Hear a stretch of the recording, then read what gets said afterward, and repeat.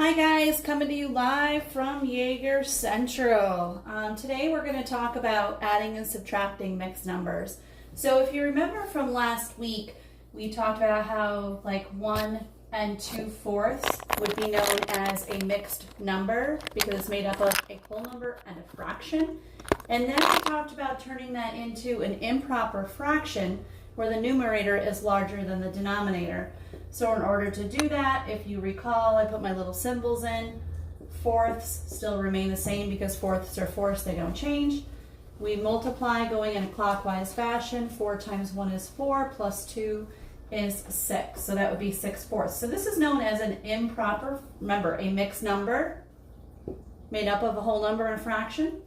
And then an improper fraction where your numerator is bigger than your denominator. Remember, we also talked about changing this guy back into a mixed number. And if you recall, we did that by, hopefully you're thinking, we did that by dividing because it's the opposite of what we did over here. So if I wanted to change 6/4 into a mixed number, I would divide. 4 goes into 6 one time. 1 times 4 is 4. I subtract. And then to get my mixed number, we work our way around the outside of the division problem. So it's 1 and 2/4. So see, I changed it one way and then I changed it back into a mixed number. This is going to be important to review as you see the problems that we're going to work on today.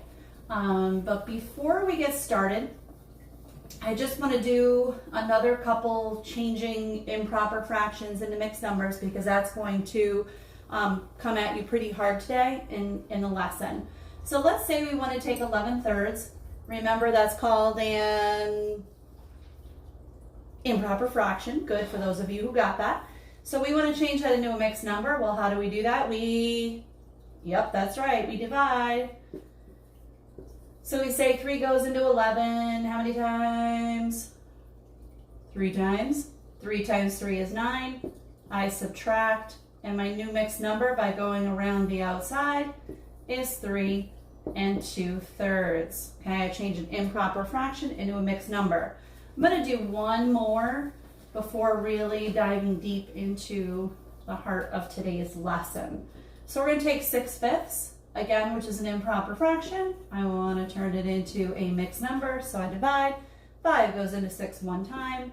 I multiply. 1 times 5 is 5. I subtract. And then I get my mixed number. So again, going around the outside of the division problem, I find that my mixed number is 1 and 1/5. All right, so today we are, as I said at the beginning of the lesson, we're going to be working on adding and subtracting mixed numbers. Well, when you're subtracting mixed numbers, a lot of times it's a whole lot easier right now than adding mixed numbers. And you'll see why when we do this first problem.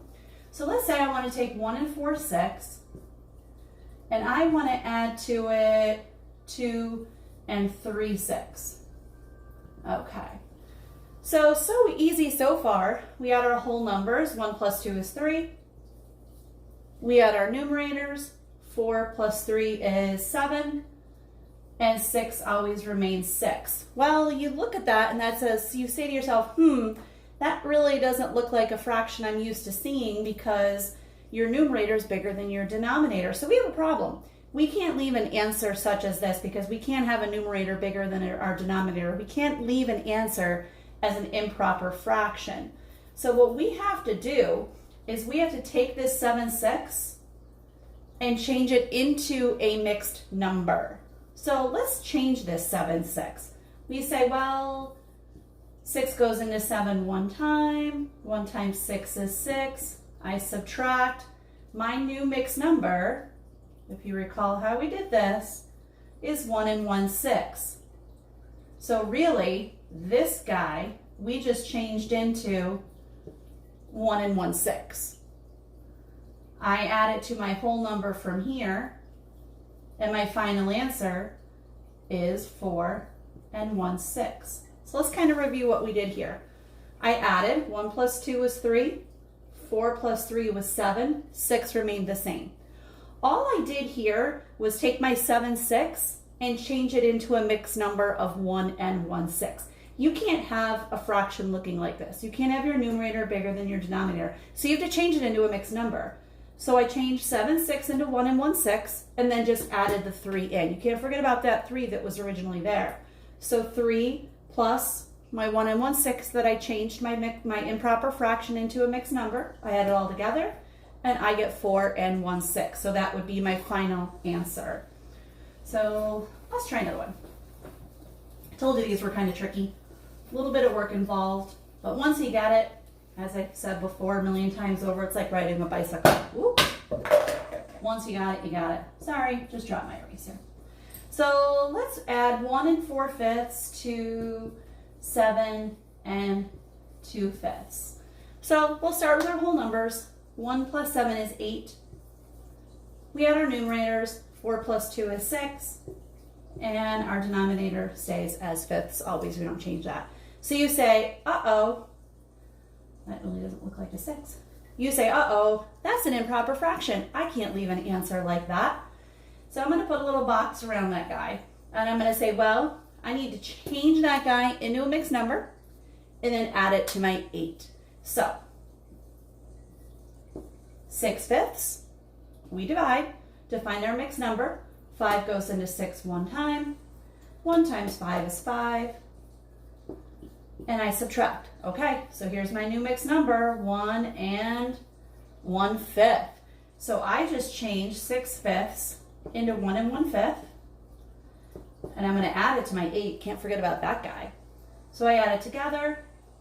8 plus 1 and 1/5 is 9 and 1/5. So again, all I did was take my improper fraction, change it into a mixed number, which you've already learned how to do, and then add the whole thing together.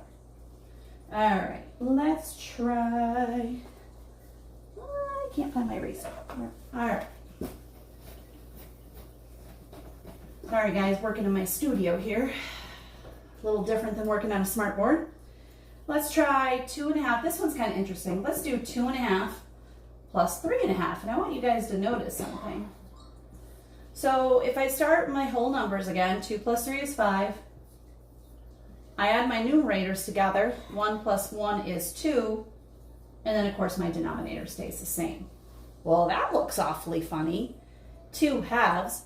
You guys should know that 3/3 is equal to a whole. 2 halves is equal to a whole. If we had 4/4 is equal to a whole. 5/5. So this guy really is just equal to 1 whole. And then we add it to that guy there, and we get an answer of 6. That one was pretty easy because we didn't have an improper fraction here to have to change it into a mixed number. So just remember, if your numerator and denominator are the same, 3/3, 4/4, 5/5, that's always equal to a whole. All right, here's your next one. Let's try 2 and 2/3 plus 3 and 2/3. So whole number, 2 plus 3 is 5. Numerators, 2 plus 2 is 4. Thirds, uh-oh, my numerator is bigger than my denominator. That's a problem. I have an improper fraction. So I'm going to draw a box around that guy to remind me, oh, I got to change that guy into a mixed number. So we divide. 3 goes into 4 one time. 1 times 3 is 3. I subtract. My new mixed number is 1 and 1/3. So I just change this guy into 1 and 1/3. And I just add my 5 for it. I add my 5 to it from up above. So my total answer, 5 plus 1 is 6, and then 1/3. So again, all we did, changed our improper fraction into a mixed number and added it together. I'm going to try one more. Hopefully you guys are starting to get it. You know, if you're struggling, just watch the video a couple times. It doesn't hurt to listen to me more than once, does it? So let's do one more. 6 and 4/5. You guys listen to me all day, so it's no big deal. Listen to my video twice. You guys should be used to it. So we'll start by adding our whole numbers together. 6 plus 7 is 13. Add our numerators. 4 plus 4 is 8. Fifths. Uh-oh. I have an improper fraction. So I got to change that guy into a mixed number. So over here, I'm just going to do a little quick division. 5 goes into 8 one time. I multiply. I subtract. Whoop, there's my new mixed number. 1 3/5. So I just changed this guy into 1 3/5. I always have to add in that 13 that I got when I added my whole numbers together. So I get a total answer of 14 3/5. So once you have finished watching my lovely educational video today, I would like you to click on the other link in the Math Google Classroom, and you will see 6 problems there that I would like you to try today. Some of them will be addition, some of them will be subtraction. The subtraction's easier, so I'm probably going to give you more addition than subtraction. And fill in, do your answers on a Google Doc and send them to me.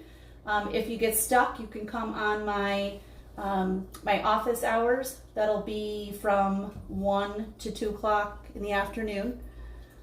So your parents will get all that information, and you'll see it in the morning message. 1 to 2 o'clock in the afternoon will be my office hours.